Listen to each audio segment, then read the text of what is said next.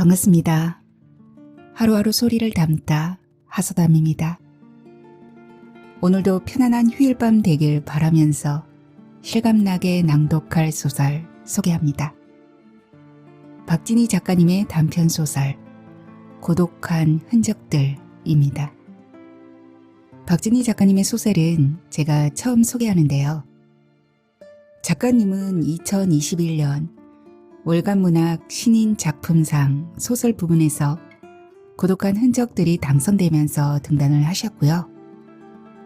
지난 2025년 12월 작가님의 첫 소설집 투이의 가방이 청색종이 출판사의 8번째 소설로 출간되었습니다. 자, 오늘 낭독할 소설 고독한 흔적들은 조금 특별합니다. 우리는 흔히 나이가 들면 지나온 삶을 돌아보게 되고 때로는 아쉬움이나 슬픔으로 그 시간을 바라보곤 하죠. 여기서의 노년은 무언가를 정리하거나 마무리해야 할 시간이 아닙니다. 그저 오래 살아온 시간이 그대로 쌓여있는 모습 그 자체로 그려집니다. 심지어 죽음조차도 특별한 사건이 아니라 누구에게나 자연스럽게 찾아오는 삶의 한 부분처럼 담담하게 그려집니다. 지금부터 고독한 흔적들을 함께 감상해 보시겠습니다. 구독과 좋아요 그리고 채널 가입은 하소담 사랑입니다. 끝까지 함께 해주세요.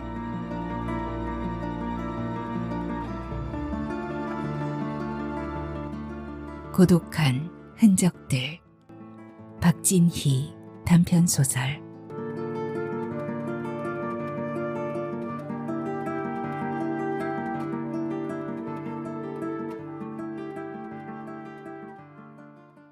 경찰은 끝순이 할머니의 주검이 날이 풀리기 전에 발견되어 그나마 다행이라고 했다. 여름에 발견된 주검은 부패가 심해서 현장을 목격한 사람들은 오랫동안 후유증에 시달린다는 말을 덧붙였다. 겨울이 온전히 물러나지 않아 이미 온 봄을 맞이하지 못하는 계절이었다. 81번째 봄이 다 오기도 전에 할머니의 생이 끝났다. 끝순이 할머니의 장례식은 가족들의 손이 아닌 자원봉사자들의 손으로 치러졌다. 주검이 발견된 것은 홀로 죽음을 맞고 열흘이 지난 뒤였다. 시신 걷어줄 사람도 없이 저리 죽은 사람은 악기가 된다고였는디. 몽달 귀신이나 처녀 귀신만 치로. 평소 끝순이 할머니와 시비가 잦았던 이래 할머니가 건조한 음성으로 말했다. 노인당 할머니들은 이제 노인들이 홀로 죽어가는 것에 대해 특별히 비극으로 여기지 않았다. 그저 그들의 불행이 불똥처럼 엉뚱한 곳으로 튀게 될까봐 얼마간 불길한 기운을 피하고 싶을 뿐이었다. 죽음은 슬픔과 같은 감정뿐만 아니라 선명한 이미지를 남기기도 한다는 것을 죽음을 가까이서 바라본 할머니들은 누구나 알고 있었다. 그러니 죽음의 형태가 어땠냐는 것은 할머니들에게 중요한 것이었다. 시골의 집들은 일부러 찾아가지 않으면 사람이 집에 있는지 어떤지 알 수 없을 만큼 뚝뚝 떨어져 있어서 시체가 썩어 구더기가 생기도록 방치됐다가 백골인 채로 주검이 발견되기도 했다. 뒤늦게 유족이 나타나더라도 처참한 죽음의 현장은 청소업체의 손을 빌려 정리되곤 했다. 끝순이 할머니의 주검을 발견한 경실래는 자신의 처지도 별반 다를 게 없다고 생각했다. 주검 옆에는 막걸리를 마셨던 잔이 놓여 있었다. 가슴 깊은 곳에서 울컥울컥 올라오는 기침 같은 외로움을 막걸리로 쓸어내렸을 할머니의 모습이 눈에 선했다. 폐렴으로 고생한 끝순이 할머니는 잦은 입원과 통원으로 노인 일자리를 신청하지 못했다. 아픈 것도 서러운 일인데 매달 들어오던 노인 일자리 월급까지 끊어지게 되어 없는 살림이 더욱 공색해졌다. 해가 바뀌어 할머니들이 다시 일을 나가기 시작했을 때 끝순이 할머니는 혼자 집에서 시간을 보내고 있었다. 여느 때처럼 점심시간이 되어 일 나갔던 할머니들이 노인당으로 모여들었고 오후엔 할머니들이 마당에 있는 작은 텃밭에 아욱과 상추, 고추 등의 모종을 심었다. 겨울 동안 무릎과 허리 수술을 한 할머니들은 차가운 봄바람을 피해 아랫목에 자리를 깔고 앉아 있었다. 노인당의 작은 방에선 이미 화투에 열을 올리고 있는 할머니들도 있었다. 화투를 치는 할머니들은 그악스러운 말을 서슴없이 뱉어내다가도 판이 바뀔 때면 언제 그랬냐는 듯 엉성한 일을 드러내며 웃기도 했다. 밭이 손바닥만큼 작다 보니 서너 명이 붙은 모종 심기가 금세 끝나버렸다. 모종을 심느라 1시간가량 찬바람을 쐬고 들어온 은덕 할머니는 김이 모락모락 피어오르는 막걸리를 받아 마셨다. 은덕 할머니와 함께 들어온 경실래는 손두개로 만든 모자를 벗고 커피를 끓이기 위해 커피포트에 물을 올리며 말했다. 끝순이 할매는 통 안 보여. 폐렴을 심하게 앓고는 영양분이 다 빠진 사람 많지로 항상 하던디. 또 병이 도진 건 아닌지 모르겠네요. 한참 대았제. 할매들하고 크게 다퉜다니께. 화두 치다가 다투는 일이야 늘상 있는 일이지만서도 그날은 유난했구먼. 은덕 할머니가 잔을 내려놓으며 말했다. 끝순이 할매랑 이래 할매, 저 그 장터 뒷골목 뻥튀기 할매하고 하투판을 뒤집고 그랬지. 속임수를 썼다고 성질을 내고 욕을 해대는 통에 옆에서 뜯어말리고 집으로 보내버렸구먼. 그러고 할매가 예전같이 안 토구먼. 치매기가 있는 사람만치로 헛소리도 했었고 말이오. 은덕 할머니가 덧정 없다는데 미간을 찌푸리며 혀를 찼다. 경실래는 일자리도 구하지 못한 채 혼자 집에 있을 끝순이 할머니가 마음에 걸렸다.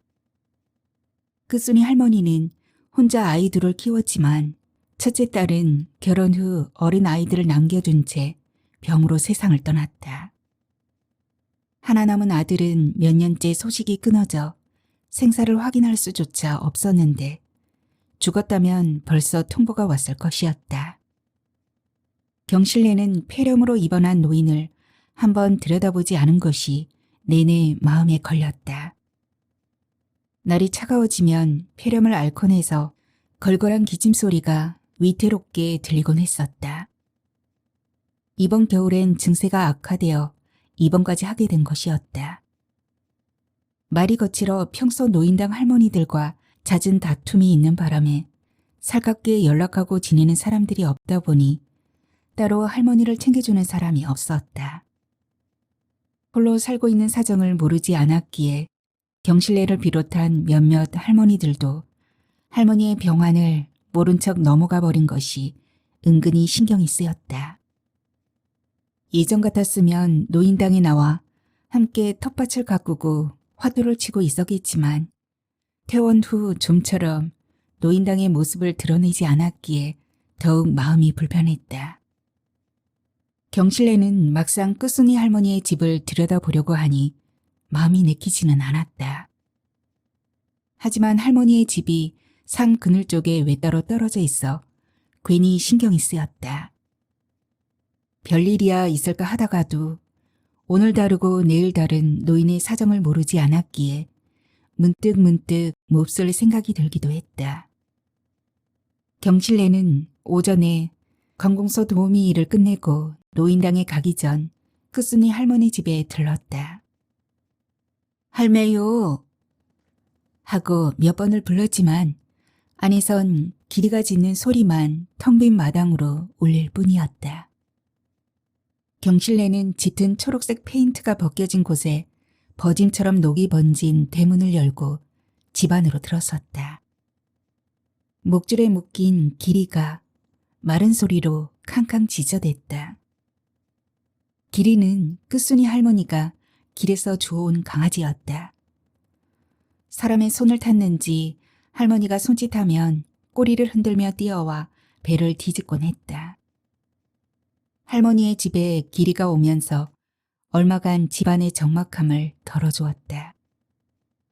그런 기리를 어찌나 쓰다듬고 어루만졌는지 하얀 털에 윤기가 흘러 반질반질했다.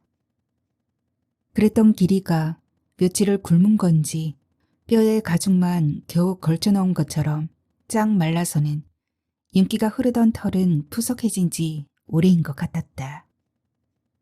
사람의 손길이 닿지 않는 마당의 풍경은 흉가처럼 섬뜩했다. 경실래의 목덜미로 소름이 돋아나왔다. 서둘러 현관문을 열었다. 집안에서 낯선 악취가 배어나왔다. 경실래가 손으로 코와 입을 틀어막았다. 끝순이 할머니는 부엌이 딸린 거실에 미동도 없이 누워 있었다. 현관에서 봐도 산자의 몸이 아니었다. 경찰은 할머니가 급성 폐혈증으로 사망했는데 제때 병원만 찾았으면 살 수 있었을 거라고 말했다. 폐렴이 도지기 전만 해도 끝순이 할머니는 노인당에 나와 할머니들과 10원짜리 내기하투를 쳤다. 10원짜리 내기하투는 노인당 할머니들이 미천을 별로 들이지 않으면서 오래 놀 수 있는 유일한 놀이였다. 그저 시간이나 때우기 위해 심심풀이로 시작한 놀이는 어느새 싸움으로 번져 험악한 말들이 오고 갔다. 노인당으로 나와 하투를 치는 시간은 말로는 다 풀지 못하는 삶의 응어리를 지우는 시간이기도 했다. 할머니들은 홀로 남겨진 집에서 적막히 아픔을 곱씹는 시간에 비하면 10여가 붙을지언정 화투를 치며 미련 없는 시간을 보내는 편이 훨씬 나았다. 똥까지 싹 먹어버리네. 나가 딱 기둘리고 있었는디. 노인당 회장 은덕 할머니가 화투패를 보며 무릎을 쳤다. 될 놈은 엎어져도 코에 금가락지를 끼는 법이고 안 될 놈은 뒤로 넘어져도 코가 깨지는 법이제. 경실래가 깨알 같은 웃음소리를 내며 약을 올렸다. 두 패로 나눠치던 화투는 어느새 한 패만 남게 되었고 나머지 할머니들은 화투패를 빙 둘러싸고 구경에 여념이 없었다. 어찌 그리 지독스리 화투를 치고 그랴? 살살 허면 될 것을. 끝순이 할머니는 자신이 노리고 있던 화투를 경실래가 패를 보기라도 한 것처럼 한 발 앞서 따먹어 버리자 특유의 갈기갈기 찢어진 음성을 퉁명스럽게 뱉어냈다. 할머니의 얼굴은 지병을 오래 알아온 사람처럼 검은빛이 돌았다. 불만스럽게 인상을 쓸 때마다 검버섯이 앉은 얼굴 위로 주름이 깊게 패었다. 끝순이 할머니는 말소리만큼이나 표정도 퉁명스러워 잘 알지 못하는 사람들은 쉽게 말을 걸지도 못했다. 그런 할머니를 노인당 할머니들은 그러려니 하고 무심히 지나치다가도 어느 날인가 또 시비가 붙어 시끄러울 때도 있었다. 웜에 10원짜리 내긴디. 지면 어떻고 이기면 어떠요. 마음을 넓게 가져야 주름이 퍼지는 법이제.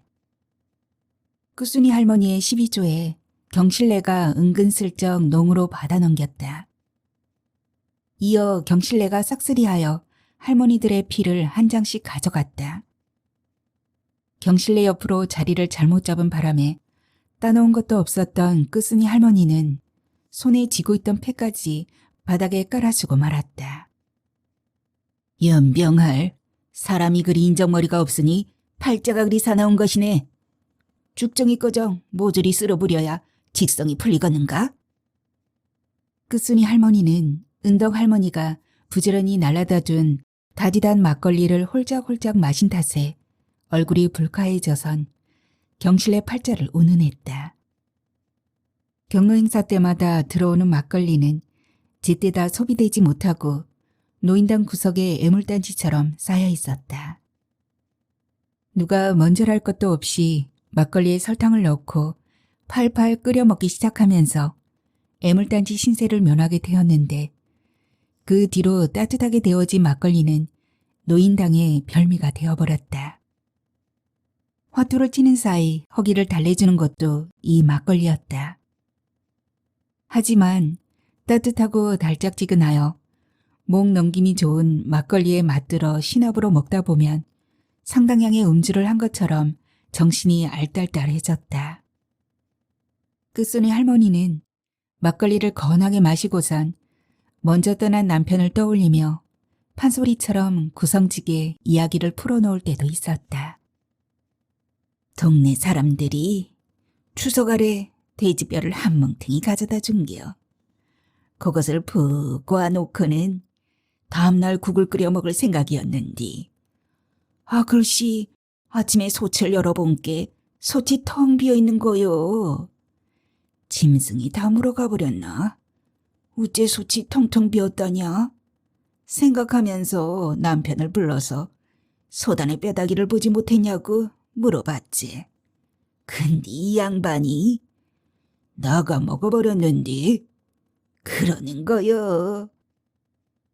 어린 속에 먹먹하고 기가 막혀 텅 빈 솥단지 앞에서 남편을 채근하며 울음을 터뜨렸던 신혼 시절의 이야기는 끝순이 할머니가 막걸리에 취할 때면 꺼내놓는 레퍼토리였다.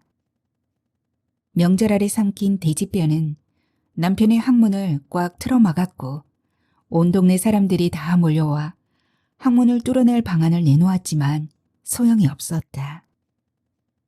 읍에서 데려온 의사조차 요것은 배를 찢어야지. 여기선 어떻게 할 도리가 없소.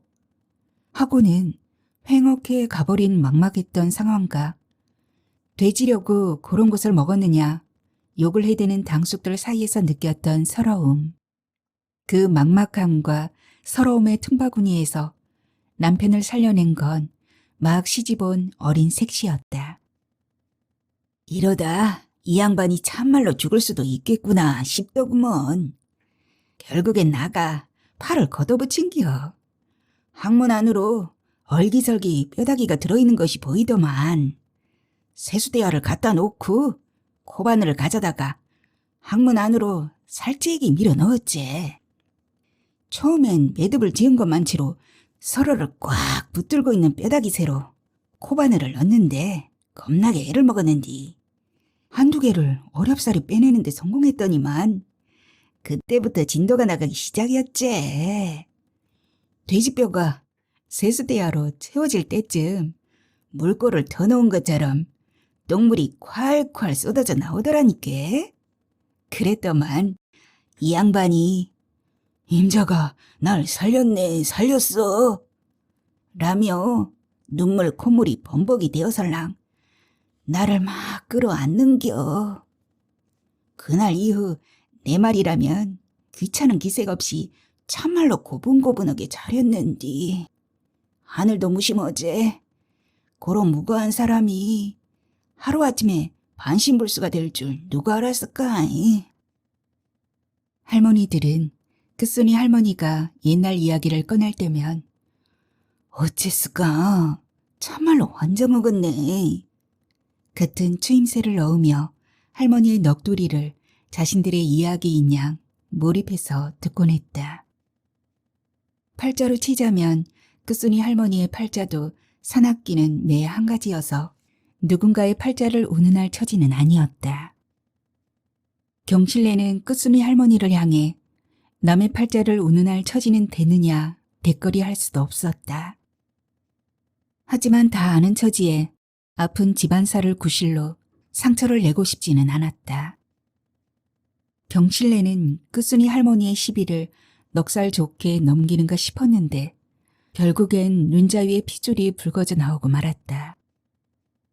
붉어진 눈에선 금세 핏물 같은 눈물이 고였는데 할머니들에게 눈물을 들킬세라 고개를 돌려버렸다.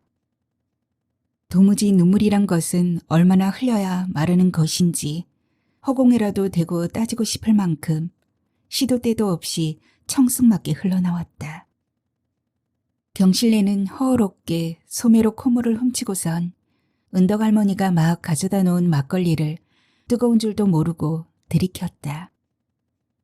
열기가 채 식지 않은 막걸리가 경실래의 비어버린 가슴께를 훑고 지나가자 국달한 응어리 하나가 꿀꺽 삼켜졌다. 끝순이 할머니의 시비는 하루 이틀 일이 아니어서 맘에 담아둘 일은 아니었다. 하지만 집안 흉이 경실래 성질 때문이라는 말은 문매를 내린 것과 같았다. 경실래는 여든을 바라보는 나이에도 굳은 일 없이 살아온 사람처럼 얼굴에 생기가 돌았다. 웃음주름이 애교스럽게 지어져 있어 생글생글 웃는 상인 할머니의 얼굴에서 드센 팔자를 읽어내긴 힘들었다. 경실래는 집안일에 대해 밖에 나가 미주알 고주알 말을 하지 않았다.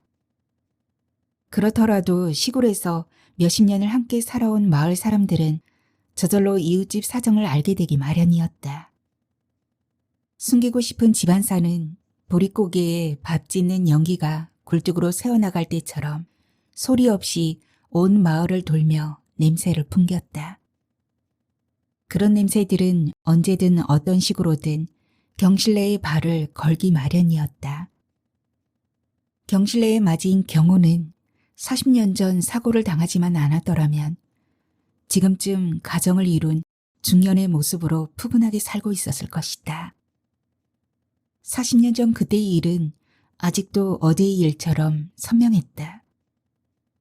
대학생이 되고 첫 방학을 맞은 경호가 집으로 내려왔을 때만 해도 앞으로 닥쳐올 불행에 대해 경실래는 상상도 하지 못했다. 혼자서 자취생활을 하는 경호는 서울로 올라갈 때보다 많이 야위어 있었다. 경실래는 장을 보다가 부산스럽게 솜씨를 부렸다. 어째 요렇게럼 살이 쏙 빠져가지고 옮겨. 혼자 있다고 통 못을 안 챙겨 먹는 모양이구먼. 피조개를 삶아 한 접시 소고기 담아내고 가진 양념과 푸성기를 넣어 새콤달콤하게 무친 홍어회와 노릇노릇하게 구워낸 병어구이가 올라온 집밥 한 상이 차려졌다. 경실래는 아들이 밥을 먹는 모습을 보며 자기 뱃속에서 나온 자식이 맞나 싶을 만큼 귀티가 줄줄 흐르는 모습에 마음이 흡족했다. 저 어여쁜 것이 앞으로 무엇이 될 것이냐. 나가 한글도 모르는 일자무식이었지만 요렇게럼 많이 가르쳐 키워놨음께 누가 나를 업신여길 것이여. 서울에서 대학까지 졸업하면 울 아들 앞날은 평탄할 것이여.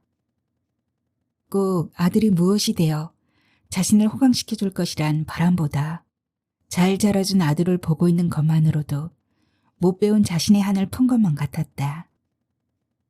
방학을 맞아 내려온 지 얼마 되지 않아 경호는 서울에 있는 친구의 전화를 받고 용돈을 벌기 위해 서울로 올라가게 되었다.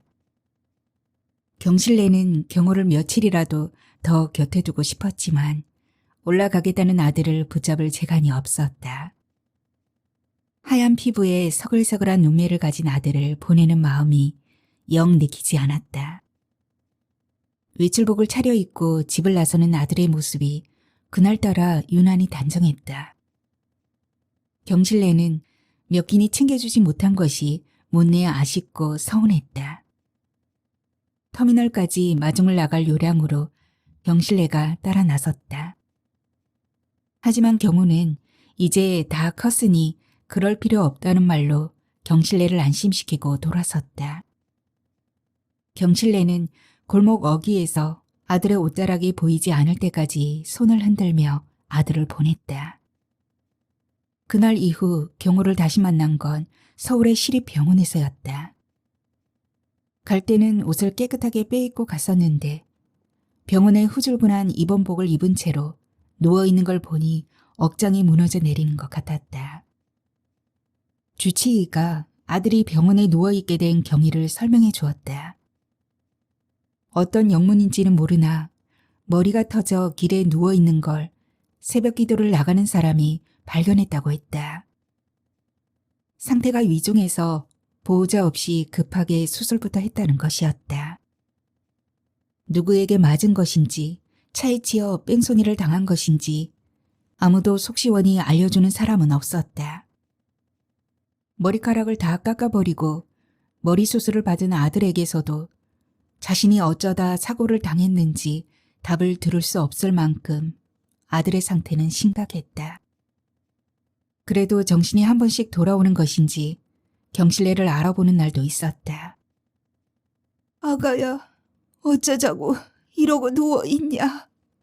무슨 일이 있었던 것이냐? 경실래는 곧 기절할 것 같은 몸을 가눌 마음도 없이 병원 바닥으로 풀썩 주저앉아 가슴을 쥐어뜯었다. 어느 집 아들이 너처럼 이쁠 것이냐? 참말로 쳐다보기도 아까울 만큼 이쁜 우리 아들이 어찌 이러고 누워있느냐 말이오. 경호는 결국 병원의 침실에서 스스로 걸어 나오지도 못하고 누운 채로 고향 근처에 있는 병원으로 옮겨졌다. 그리고 몇 달마다 병원을 옮겨 다녀야 했다.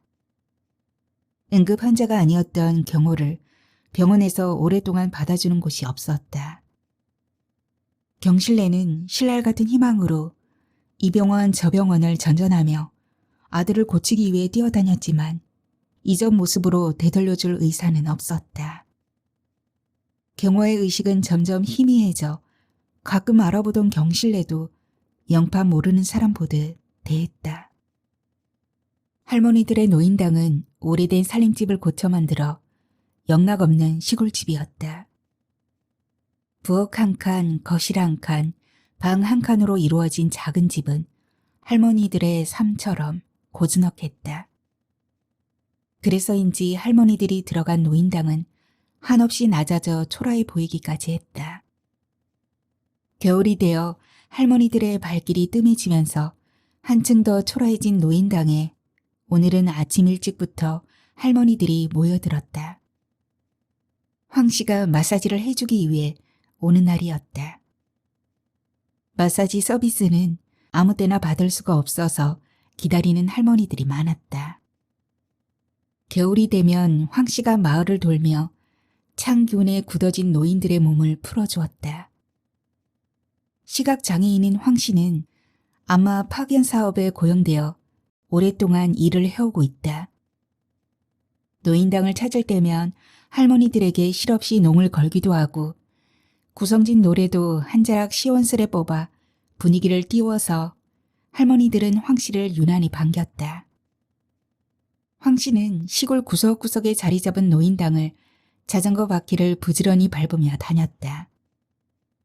할머니들은 시각장애인이 자전거를 타는 것도 신기했지만 자전거 하나로 수십 리 길을 이동하며 일을 다닌다는 것에 더욱 놀라워했다. 황 씨의 낡은 자전거가 할머니 노인당 마당으로 들어올 때면 앞에 보이는 것이 있는감? 어찌 요렇게럼 자전거를 타고 댕기는겨? 하며 할머니들이 믿기지 않는다는 듯 질문을 던지기 일쑤였다. 늘 눈앞은 안개에 휩싸인 어둠 속이었다. 살아야 한다는 절박함이 만든 놀라운 모습은 때때로 타인들에게 가벼운 호기심으로 주목받았다. 그렇더라도 할머니들의 호기심은 황 씨의 생활력에 대한 감탄이 섞여 있어서 수없이 엎어지고 깨진 이야기들을 기꺼이 들려주기도 했다. 황 씨의 고개 같은 삶의 이야기는 할 일 없이 시간만 보내고 있는 할머니들에게도 아련하게나마 생의 의욕을 불어넣는 것이었다. 경실래는 초봄에 세상을 버린 끝순이 할머니의 빈자리가 문득 느껴졌다. 아직 살아있었다면 일찌감치 노인당을 나와 앞자리를 차지하고 앉아 황 씨를 기다렸을 것이기 때문이다. 노인당에선 홀로 죽음을 맞고 떠난 끝순이 할머니에 관해서는 이야기를 꺼내는 것이 금기라도 되는 것처럼 입을 다물고 있었다. 하지만 끝순이 할머니의 난자리를 느끼는 건 경실래뿐만이 아니었다. 퉁명스럽고 거칠게 시비를 걸었던 끝순이 할머니였지만 늘 있던 자리에 누군가가 없다는 것은 문득 처연한 감정을 몰고 왔다. 할머니 노인당에서 끓여 먹는 막걸리를 마실 때나 화투를 치다가 누군가 그악스럽게 소리를 칠 때면 노인당의 할머니들은 문득문득 끝순이 할머니를 떠올리곤 했다. 아무리 할머니들이 일찍 나와서 순본을 매기더라도 첫 번째로 서비스를 받을 사람은 정해져 있었다. 경로당에서 나이가 가장 많은 옥순이 할머니다. 황 씨에게 안마를 받기 위해 옥순이 할머니가 방 한가운데 앉았다. 황 씨가 옥순이 할머니의 어깨를 주무르기 시작했다. 구순이 넘도록 여항원에 안 가고 여기 나와서 마사지 받으니 얼마나 좋소. 올해 노인당 회원이 된 순애 할머니가 비음 섞인 목소리로 말을 건넸다. 순애 할머니는 회원이 되기 전부터 노인당을 오가며 할머니들과 시간을 보내왔다. 나가 가면 어디로 간다냐. 간다면야 인자 산으로 가야지. 뭐매? 할매요. 산으로 가긴 왜 간다요. 요즘은 백세시대인디. 요렇게럼 안마도 받고 오래오래 사셔야지. 황 씨는 할머니를 높여 목덜미를 만져주며 넙죽넙죽 할머니의 말을 받았다. 자식 앞세운 년이 그리 오래 살아서 뭐하겠소? 남은 자식들 고생이나 안 시키고 가면 다행이지. 흉없는 사람이 어디 있겠소? 오래 살다 보면 자식 앞세우는 일도 생기는 법이제요. 아직 환갑도 안 된 황 씨는 인간 만사에 이력이 난 사람처럼 할머니에게 묵직한 위로를 건넸다. 오래 살아서 뭐 하겠냐는 말은 할머니들이 가장 흔하게 하는 거짓말이라지만 더 오래 사셔야 한다는 말을 한 번 더 듣고 싶은 반어 같은 것이기도 했다. 그걸 모를 리 없는 황 씨는 몇 번이고 할머니들을 흡족하게 할 말을 아낌없이 해주었다. 울려고 내가 왔나? 누굴 찾아 나 여기 왔나? 하늘마저 날 울려 굳은 비는 내리고. 황 씨가 구성진 목소리로 노래 한 자락을 뽑기 시작했다. 순서를 기다리던 경실래는 황 씨의 초점 없는 황망한 눈을 바라보며 아들 경호를 떠올렸다. 부모보다 자식이 먼저 세상을 버리거나 잘못되는 것은 부모의 가슴에 새겨진 지울 수 없는 흉이었다. 부모가 너무 오래 살아서 자식을 앞세워도 흉이라고 했다. 경실래는 아직도 아물지 못한 또렷한 상처를 품고 있다. 죽은 것도 그렇다고 산 것도 아닌 채로 40년 동안 요양병원에 누워있는 아들. 20살 아들의 눈부신 시절은 시작과 함께 끝이 났지만 승의 부서물처럼 남은 통증은 쉽게 이들을 놓아주지 않았다. 바람이 단단한 밧줄을 힘껏 휘두르기라도 하듯 날카로운 소리를 내며 쉴 새 없이 내리치던 날이었다. 경실래는 외투와 헝클어진 머리카락에 서늘한 기운을 고스란히 머금은 채 집으로 들어섰다. 늘 그렇듯 집안은 괴기할 정도로 고요했다. 좀처럼 울리지 않던 경실래의 전화기에서 끈질기게 벨이 울렸다. 아들이 있는 요양병원에서 경호의 상태가 위중하다는 소식이 전해졌다. 경실래가 도착했을 때 아들은 이미 의식이 없는 상태였다. 경호는 옥살이 하다가 생을 마감한 장기수처럼 요양병원에서 눈을 감았다. 경호는 오후에 밀려드는 졸음에 잠이 드는 것처럼 일말의 저항도 없이 숨을 멈춰 버렸다. 막내 경실은 경호가 요양병원에 있을 때도 집에 오는 날이 드물었다. 경호가 이 세상 사람이 아니게 되었을 때 그 흔한 곡소리도 내지 않았다. 경실래는 중년의 모습이 되어버린 딸이 낯설었다. 경실의 꽃다운 시절이 기억나지 않았다.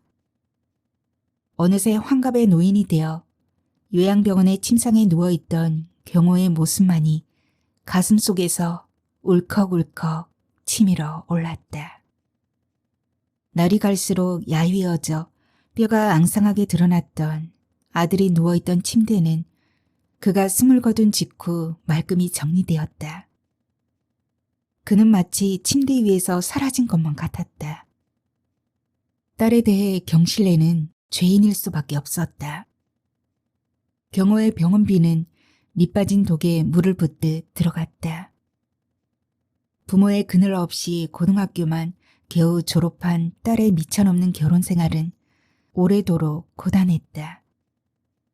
언젠가 친정에 돈을 빌리러 왔던 경실에게 집안꼴을 보고도 그런 말이 나오냐며 돌려보낸 어미였다.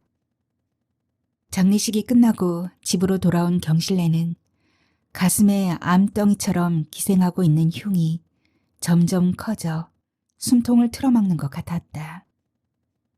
팽팽하게 지탱하고 있는 끈이 일순간에 끊어져 버린 사람처럼 몸을 가누기 어려웠다.